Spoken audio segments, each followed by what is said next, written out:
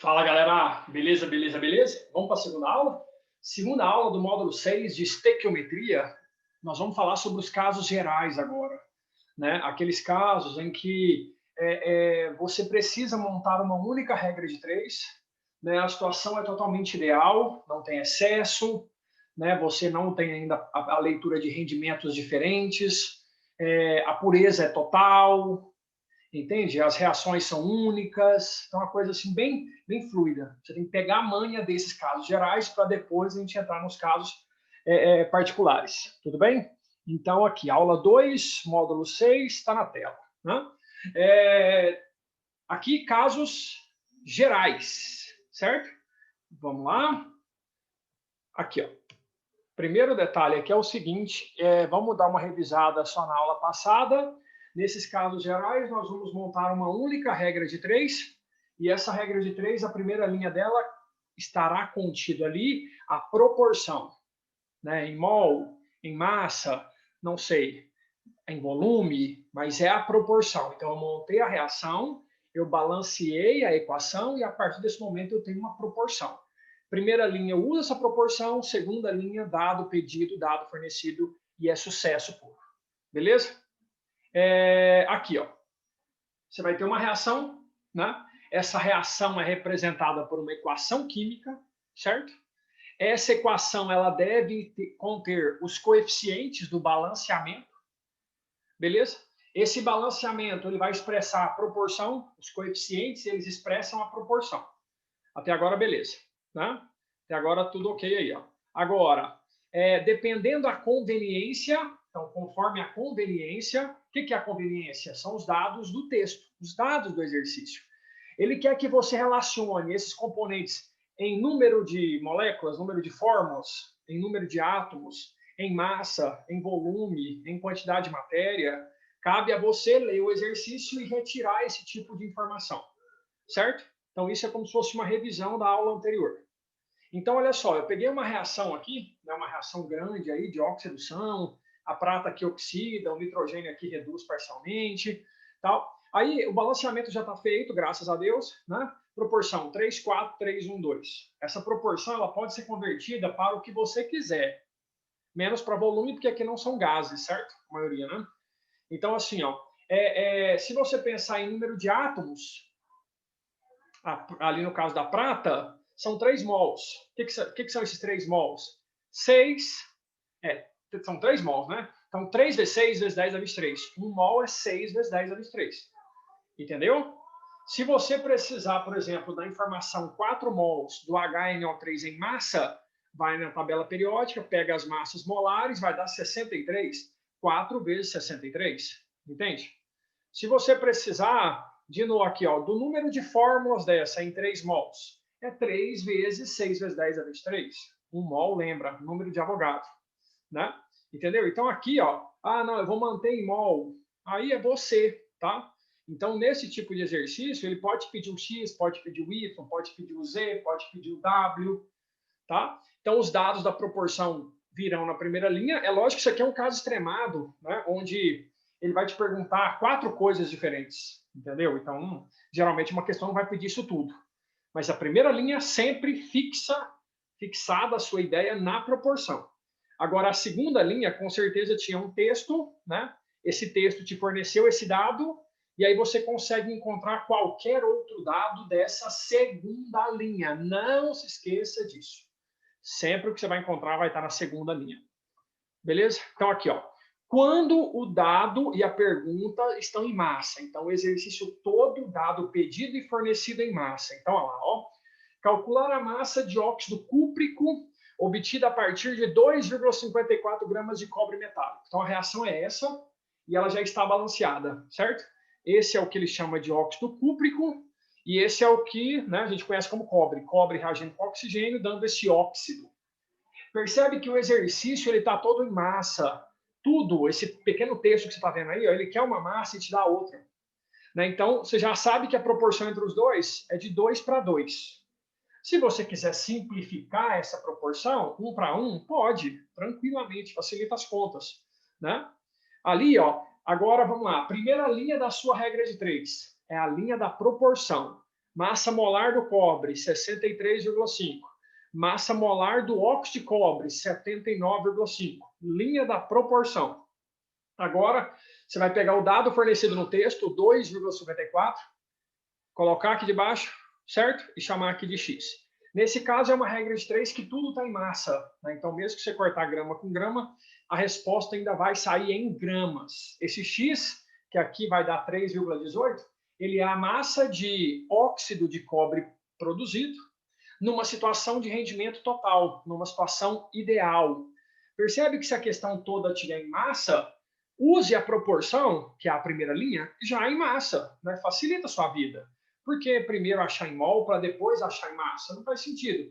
Já faz tudo em massa, jogo rápido, vai dar certo e amém. Quem tem muita dificuldade, aperta stop aqui agora, né? Dá uma pausa aqui agora, entenda melhor, compreenda como é que foi feita essa proporção e reproduza isso em inúmeras questões que nós vamos fazer. Aqui a minha proposta é assim, apareceu uma questão na tela, tente fazê-la primeiro, né? Antes de você visualizar a resolução, tudo bem? Aqui, ó, agora vamos para uma situação aqui, ó, que o dado é quando o dado, a massa e a pergunta, então o dado fornecido está em uma unidade, né? E a pergunta está em outra. A pergunta é volume. Então olha essa situação aqui, ó. Calcular o volume de gás carbônico obtido na CNTP, certo? Por calcinação de 200 gramas de carbonato de cálcio. Então, a reação é essa, tá? É uma decomposição por aquecimento, por isso esse delta, né? E aí uma substância gerou duas, isso é uma decomposição, e ele quer que você relacione o carbonato com o gás carbônico, não é? Então o que você vai ter que fazer aqui, ó? Percebe que o dado do sal está em gramas, está em massa. O dado fornecido está em massa. E o volume, ele quer em volume, ele quer em, o CO2, ele quer em volume. Então, o que você vai ter que fazer aqui, ó? A sua proporção, ela está em mol, eu sei disso. A proporção é 1 para 1. Agora, na sua regra de 3, o que você vai fazer? Esse 1 mol de carbonato de cálcio, passa ele para massa. John, por quê? Gente, porque ele vai te fornecer um dado que tá, esse 200 não é a massa. Então, massa debaixo de massa, olha que legal. Por isso que na primeira linha eu vou trabalhar com a massa molar. Agora, do lado direito, o que é um mol? Não sei se você lembra, mas nas condições normais de temperatura e pressão, 1 mol de gás equivale a 22,4 litros. Geralmente esse dado é fornecido no exercício. Entendeu? Então, ai, John, mas eu posso ter uma regra de 3 usando massa e volume? O que tem? A massa está numa coluna e o volume está em outra coluna. Não tem problema, tá? Ali você vai cortar grama com grama e a resposta vai ser dada em litros. Entende? Então, li o texto. Percebi que do lado esquerdo eu vou ter que usar massa. Do lado direito eu vou ter que usar volume. Construa a regra de 3 nesse contexto. A resposta aqui é dada em litros. Se a massa dobrou, o volume vai dobrar. 44,8 litros. Essa aula eu ainda eu não estou fazendo, né, resolvendo no quadro, porque vai ter um momento especial para isso, onde nós vamos fazer muitas dessas. Tá? Eu só quero que você congele sempre a imagem e procure entender exatamente. Os textos são pequenos por enquanto, né? As questões geralmente Enem são textos maiores, mas se você não conseguir construir uma proporcionalidade dentro de um texto pequeno, você concorda que dentro de um texto maior, aí é que não vai sair mesmo. Tá? Então, preciso da sua total atenção nesse tipo de construção. Certo? Agora, o dado, né? Quando eu falo dado aqui, é o dado fornecido, e a pergunta estão em volume. Olha aqui, ó.